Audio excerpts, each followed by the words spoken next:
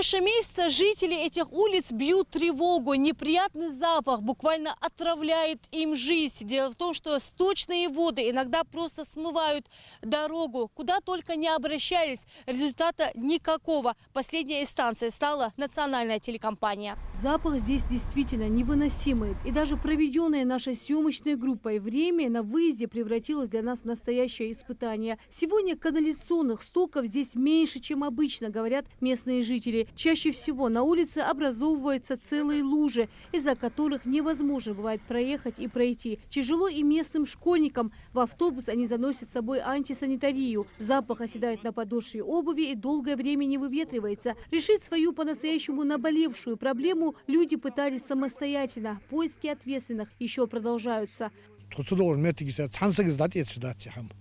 Тхабирыш деш таож, далекеш ачедет, ерик микробы жужливызды. Төп диспансерис тхабалбатюх, дерчар тхабалбатюх. Эш даж доктор. Каждый день одно и то же. Машина шалай,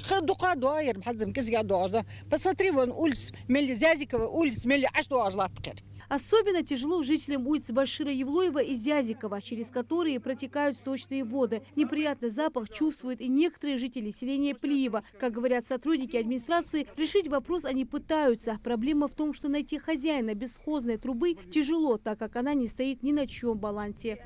Чья труба на балансе никто не взял. Ну, говорят, что якобы передадут его ГУПу водоканал. Единый оператор. И вроде бы его передадут. Но пока ничего нету. По словам сотрудников администрации Плиева, труба проходит по всему сельскому поселению, и ими проведен анализ линии, чтобы выяснить, где произошел прорыв. Но это не дало результатов. Проверяли, открывали колодцы и смотрели, где зазор, где идут засоры. Вот. Мы там, где были засоры, мы заказывали машину, КамАЗ, чтобы прочистить трубу. Мы старались прочистить трубу, кое-как мы сделали это все дело.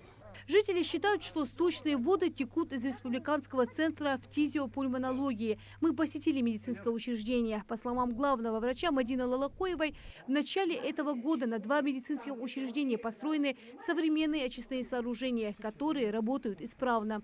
У нас есть локальные очистные сооружения, очень дорогие, очень хорошего качества.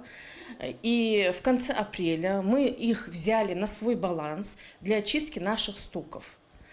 Мы заключили сразу же, как мы их взяли на баланс, договор после торгов, потому что эти работы очень дорогие. Мы заключили госконтракт со специализированной организацией, которая именно работает с очистными сооружениями во всей республике у нас, имеет лицензию. И они обслуживают наши очистные сооружения. По словам главврача, специфика работы учреждения направлена на то, чтобы обезопасить жителей. Исследования сточных вод проводят регулярно. Есть результаты анализов, протоколы и заключения лаборатории о соответствии всем требованиям. Вот у нас очистные сооружения, они под землей находятся. Весь процесс, вот 4 емкости там огромные, идут вот по этим очистным. И вот потом уже после очистки с 4-й ямы они идут вот в этот, скажем, контейнер. Там у нас стоит гипохлоритные установки, которые обеззараживают стоки. Уже после фильтрации стоки идут по трубам, которые пролегают через село. Кто виноват в загрязнении улиц и кто хозяин данной трубы, предстоит выяснить. Местные жители ждут справедливости и нормальной жизни на родной улице. А пока приходится терпеть и ждать разъяснения ситуации. Рина Цычоева, Магомед Индеев, Магаз 24.